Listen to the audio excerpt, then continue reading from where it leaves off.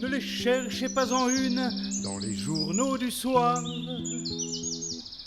Pourtant, vous les croisez au tournant d'une rue. N'attendez surtout pas qu'ils prêchent le grand soir. Ils sont comme vous, d'un trop-plein d'illusions repues.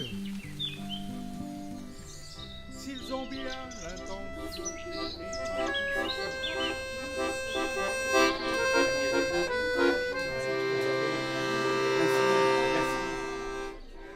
L'Après, c'est une association qui s'est créée en 2008. L'Après, en fait, c'est un acronyme où l'intitulé dit tout ce qu'on est, tout ce qu'on représente, toutes nos valeurs associatives. L'Après, c'est l'association écologique et culturelle pour la relocalisation de l'économie dans un monde solidaire. C'est autour de l'idée de relocalisation qu'on a essayé de promouvoir cette association. On a fait avec ce qu'on connaissait, avec les moyens du bord, c'est-à-dire avec des paysans. On connaissait des paysans avec lesquels on avait été des partenaires et des compagnons de lutte.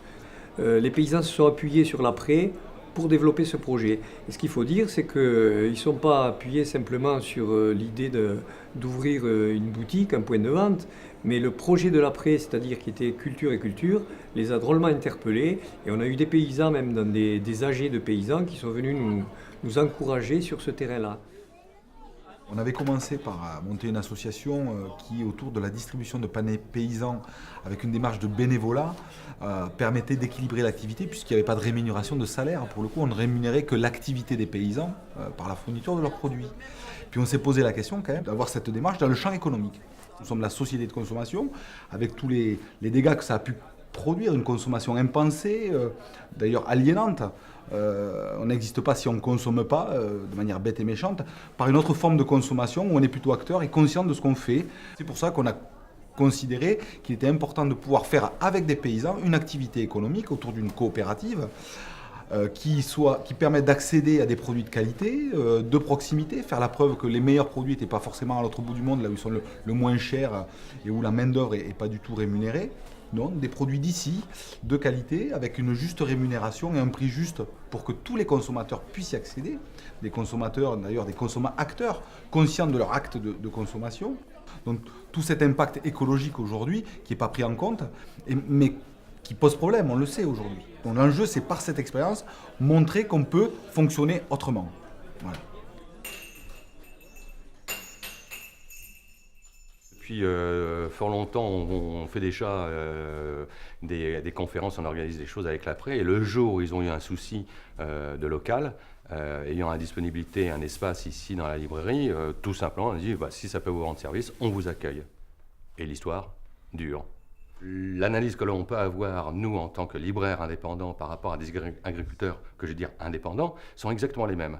Donc le fait d'être dans cette coopérative est extrêmement pertinent. Alors ça peut paraître un peu curieux, mais cette curiosité ou ce côté un petit peu effectivement paradoxal, quand on l'explique, et d'une façon extrêmement simple, les gens le comprennent très bien.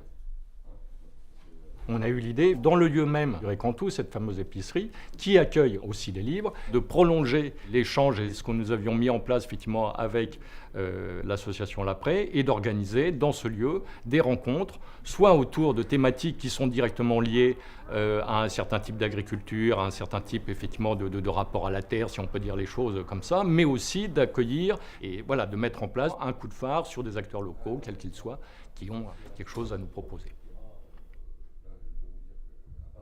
Quand l'aventure, parce que toute vie, tout ce que l'on fait est quand même une aventure humaine, que ça se passe en bonne intelligence, simplement, en plus, on y met quand même aussi un peu d'humour, un peu de fantaisie dans tout cela, et en avançant et en faisant avancer des projets, aussi bien de la librairie, de l'Après, du Recantou, de la coopérative, de tous ceux qui se sont agrégés à ce projet, merveilleux. Donc effectivement, les choses, même si elles sont profondes dans le cheminement, elles se font avec beaucoup de légèreté.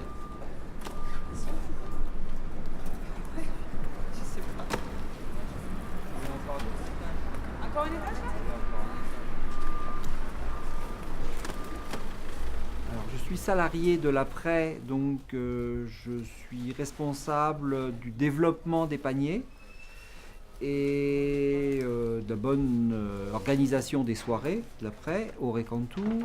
Et puis en même temps, je travaille un petit peu au Récantou. On a un contact. Les légumes ne sont pas anonymes. On sait qu'ils proviennent d'un territoire qu'on connaît ou qu'on situe. De temps en temps, l'occasion fait qu'on peut rencontrer ces producteurs. On peut discuter avec eux, comprendre leurs difficultés et aussi leur plaisir de nous apporter des salades, des carottes. Et en même temps, on a la certitude d'avoir des produits de qualité.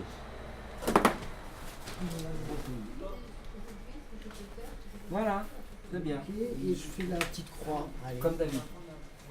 Alors j'ai connu l'après par des amis militants à l'après et militants dans des partis plutôt écologiques. Ce qui me plaît, c'est de faire travailler des producteurs locaux, de manger des produits frais, de ne pas les obliger à être transportés sur des centaines ou des milliers de kilomètres.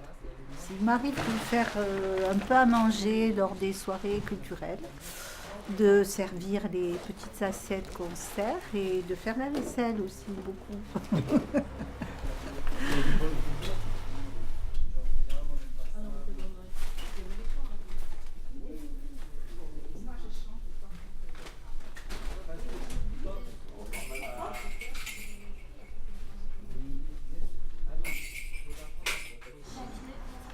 Le garage associatif mobilité accueille l'association L'Après pour plusieurs raisons. La première, c'est d'abord des liens entre des individus aussi, parce qu'on est aussi dans un réseau de partenaires, de militants associatifs, et aussi parce que l'association Mobilité se positionne comme une structure de l'éducation populaire. C'est un lieu aussi de lutte contre la précarité. C'est aussi l'occasion de rencontres, de faire rencontrer des gens de milieux, d'univers, de quartiers différents. C'est l'occasion de pouvoir discuter, boire un café, échanger et peut-être faire des choses ensemble, ici ou ailleurs, à destination des habitants, à destination du quartier ou dans d'autres horizons. Au niveau du panier, on se retrouve avec des gens qui partagent des paniers, avec des gens qui vivent ensemble dans des colocations, qui partagent donc d'autres choses.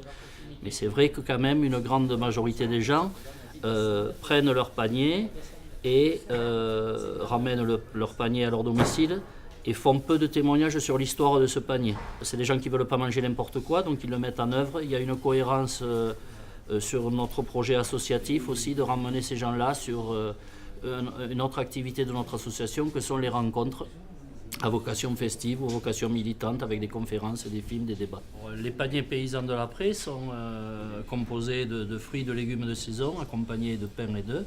Ils ont la particularité de venir de producteurs organisés en réseau déjà de vente sur le Tarn-et-Garonne.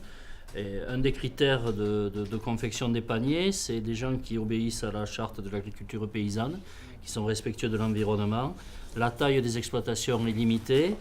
Ils sont organisés en groupe, donc si un producteur a des problèmes de production, la solidarité joue entre eux. Et le critère majeur, c'est la proximité, Montauban étant historiquement la zone la plus proche de Toulouse en production de fruits et légumes. Alors sur la totalité de l'année, je n'ai pas le chiffre exact en tête, mais on touche une quarantaine de producteurs, puisque certains n'ont qu'une seule production qui intéresse nos paniers. Hein, voilà, donc on a par exemple un producteur qui nous fournit uniquement la fraise à la saison à laquelle on arrive, et c'est le cas pour d'autres produits aussi. Le pain par exemple, on a un seul producteur. Et ensuite pour la production en hiver, par exemple, de choux et toutes sortes de choux qu'on peut fournir dans les paniers, on a une dizaine de producteurs pour un seul et même produit. Les premières coopératives de vente se sont créées il y a une vingtaine d'années dans la périphérie de Montauban, pour ce qui concerne ce territoire, pour répondre à la réappropriation par les paysans de la fonction de vente. Donc c'était quelque chose de novateur. Et ça se cantonnait quand même à une zone géographique assez limitée. La nouveauté avec la CICAPAP, c'est qu'on a voulu porter ce concept dans la ville capitale de notre région pour que cette démarche soit un peu plus visible et un peu plus concrète. Ce projet de point de vente sur Toulouse a été le fruit d'une collaboration très étroite entre une association toulousaine, l'Après, et une poignée d'agriculteurs qui, sans l'apport et la synergie de l'association toulousaine, n'auraient pas vu le jour. Tout le travail d'investigation en vue de la réalisation du projet a été le travail de l'association L'Après. L'aspect novateur de cette démarche, c'était sur un lieu commun, c'est-à-dire un lieu voué à la vente de produits paysans. C'était également de faire un lieu culturel, un lieu d'événements et de débats. Et la synergie des deux partenaires, que sont les paysans et l'association L'Après, a permis de faire vivre ce lieu et de lui donner toute sa pertinence.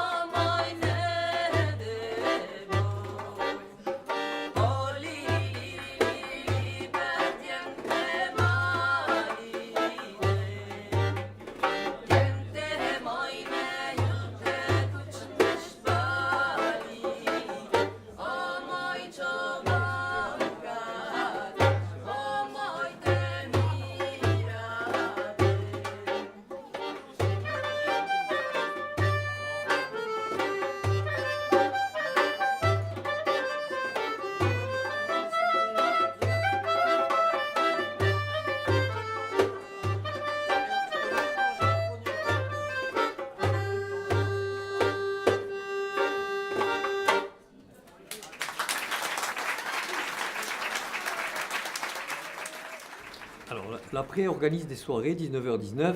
19h19, c'est l'heure officielle, entre guillemets, du début des soirées. Ce sont des soirées, on en est à peu près, depuis que l'Après existe, à peu près à 115 ou 120 soirées, donc il y en a une par semaine.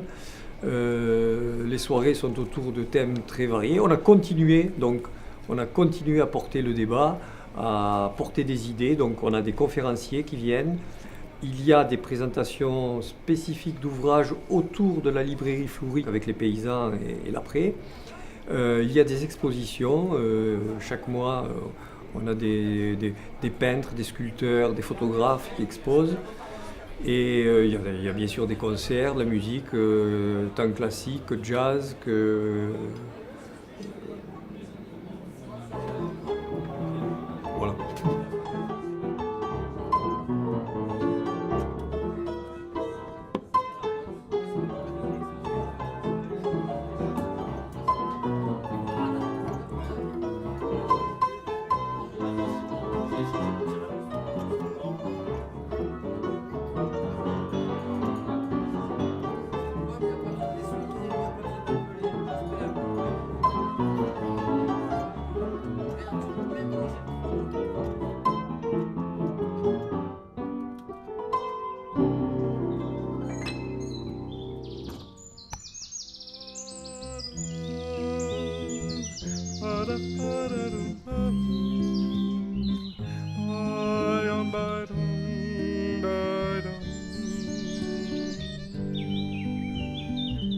Relégué, habitué à n'être que dans la marge, une naïve envie de chacun rencontrer, un rêve qui les porte